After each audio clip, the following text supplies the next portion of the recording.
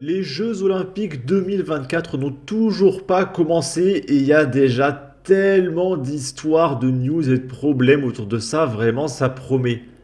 Du coup, il y a eu une affiche officielle dessinée par Ugo Gattoni, je sais pas qui c'est, mais il l'a dessinée, pour montrer au monde entier, voilà ce qui va se passer pour les JO à Paris en 2024. Et du coup, cette affiche, c'est ça. Et est-ce que vous voyez un petit peu le problème? On est en France, et c'est quand même, on va quand même accueillir plein de gens dans notre pays français. Il n'y a pas de drapeau français. Même les couleurs françaises sont pas là. Là, on est dans un registre, je dirais, très rouge, très rose, un peu vert aussi, rouge-vert. On dirait pas la France, hein. La seule chose qui nous rappelle la France, c'est la tour Eiffel qui est rose, et le fait qu'il y a écrit Paris à gauche. Du coup, les gens sont interpellés par le fait qu'il n'y ait pas de drapeau français sur cette affiche pour les JO français. Coy qui écrit: "Eh oui, en France, mettre un drapeau français, c'est extrêmement méchant. C'est quand même un peu gonflé quand on sait qui va écoper de l'ardoise une fois la fête finie. En revanche, celui-là en bas à gauche rappelle bien le drapeau." C'est vrai que... Regardez les drapeaux qu'ils ont mis, ça on l'oublie pas. Alors là, ça c'est très très important par contre, d'accord. Paris en bord de mer, il n'est jamais venu en France celui-ci. On imagine que là, ça ne dérangera pas la Macronie. Incroyable et inadmissible, en plus je n'aime pas, on dirait une image générée par IA. Sans personnalité. Pas d'église non plus. Parce que oui, il n'y a pas non plus la cathédrale Notre-Dame de Paris, par exemple. Et c'est vrai que... c'est vrai que ouais, la tour Eiffel, hein, cette célèbre construction à côté du bord de mer, je comprends pas trop le délire. On est à côté d'un port apparemment à Paris, ok, pourquoi pas. Et du coup, il y a un autre problème, c'est que, regardez, il y a un bâtiment là-bas. En fait, c'est une réécriture.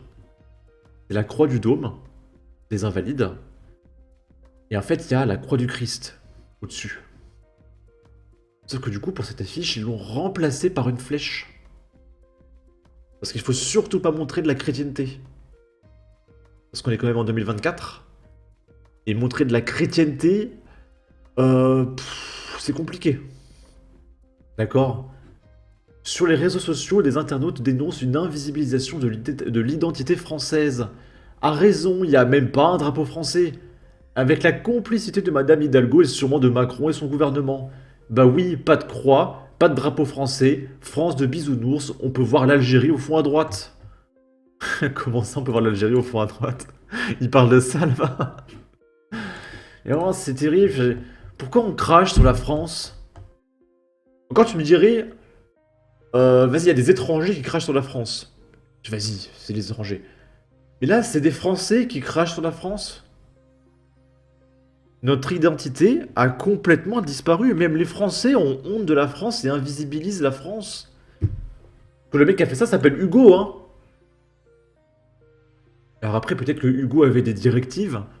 On lui a dit: ne mets surtout pas de bleu, blanc, rouge, surtout pas de drapeau français, surtout pas de chrétienté. Mais c'est quand même terrible. Imaginez, je vais en Algérie, je fais une affiche en Algérie, et je dis: ne mettez surtout pas quoi que ce soit en rapport avec les musulmans, ne mettez surtout pas le drapeau algérien, mais ça n'existe pas.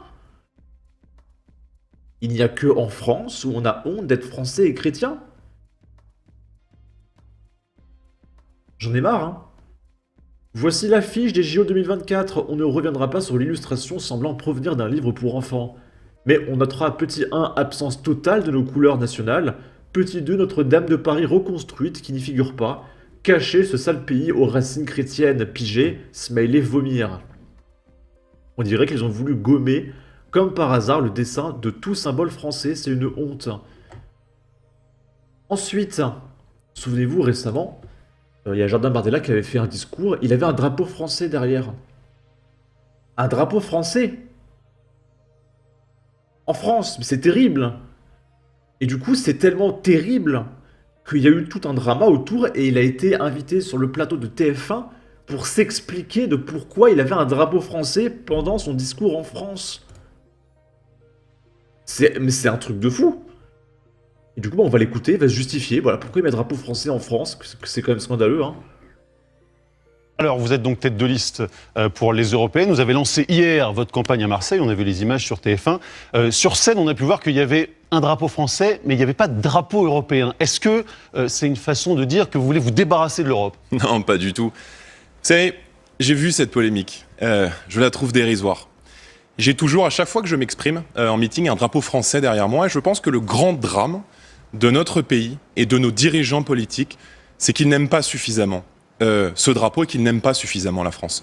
Ce drapeau bleu, blanc, rouge, ce drapeau tricolore, qui, d'après la Constitution française, est l'un des emblèmes de notre histoire, de notre République et de notre nation.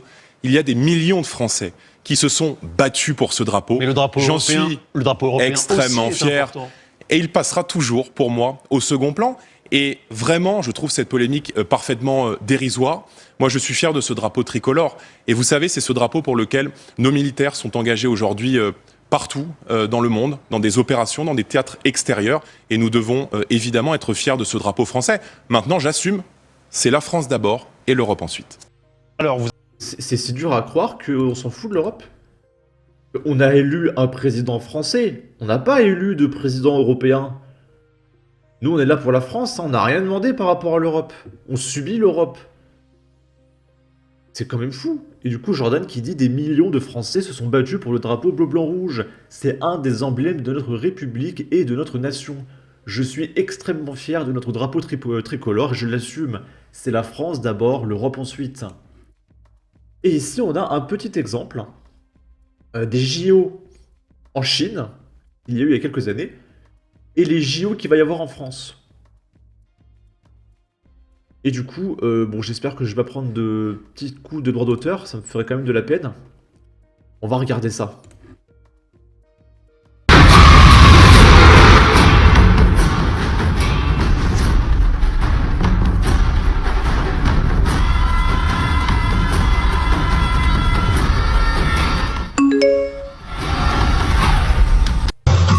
C'est quand même trop stylé la Chine. Moi je vois ça, j'ai trop envie d'aller en Chine, hein, vraiment. Et maintenant, c'est ce qui va se passer pour les JO françaises. Une gestuelle simple sur un rythme très entraînant.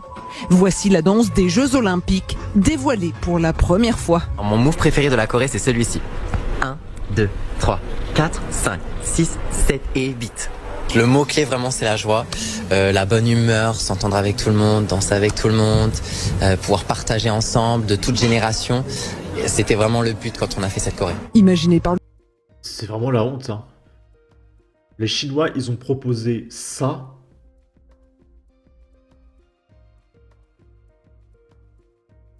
Et nous, on aura ça. Et...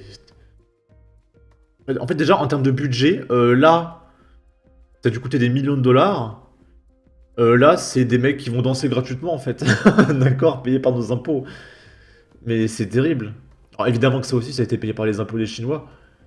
Mais... On va pas cuire les... Putain, s'il vous plaît, mais on va pas faire ça, quoi. Et en plus, c'est même pas une danse française. On dirait une danse un peu indienne. Regardez, enfin ça fait un...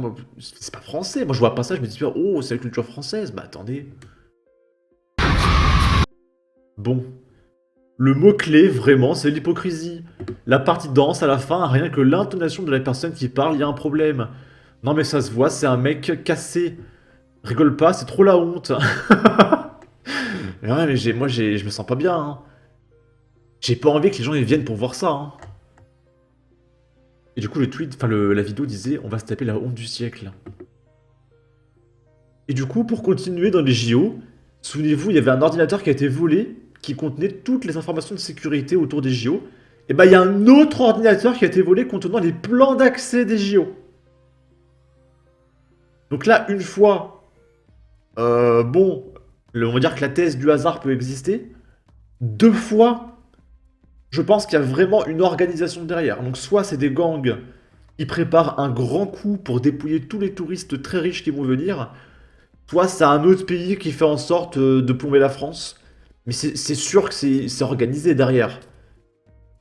Une fois, éventuellement, 2 fois, c'est pas une coïncidence. Donc on a perdu les plans de sécurité, et là on a perdu les plans d'accès. Ça n'a pas encore commencé, c'est dans 5 mois les JO, hein. C'est pas fini. On va regarder ce qui s'est passé, parce que c'est quand même fou. Un nouveau trou dans la raquette, une employée de la direction de l'hôpital Avicenne de Bobigny en Seine-Saint-Denis a été victime du vol de son ordinateur professionnel ce vendredi soir à Drancy, selon les informations de l'Actu 17. L'appareil contenait des documents confidentiels sur le dispositif mis en place pour les JO. La victime a déposé plainte et une enquête a été ouverte. Ok. Et pour finir, pour accueillir les touristes comme il se doit, le prix de la visite de la Tour Eiffel va désormais augmenter de 20% et avoisiner les 31 €. On est quand même là pour le bonheur des touristes, hein, faut pas déconner. Sérieux, il y a des gens qui payent pour voir une antenne. Non, mais c'est un monument français, c'est normal. Bref, je suis tellement heureuse d'y être allé dans ma jeunesse, ce site était remarquable et non émuré et laid. Il suffirait simplement que plus personne n'achète de billets pour envoyer un signal fort, mais il y a tellement de moutons. Il faut financer la rénovation. Enfin, si la rouille ne tombe pas avant. Pour faire 4 heures de queue, c'est une plaisanterie. Bref, en tout cas, ça promet. N'hésitez pas à donner votre avis, votre opinion, à partager les quelques commentaires. Ça aidera au référencement de la vidéo sur YouTube. Abonnez-vous, suivez-moi sur Twitter. Et à la prochaine pour de futures vidéos. Ciao!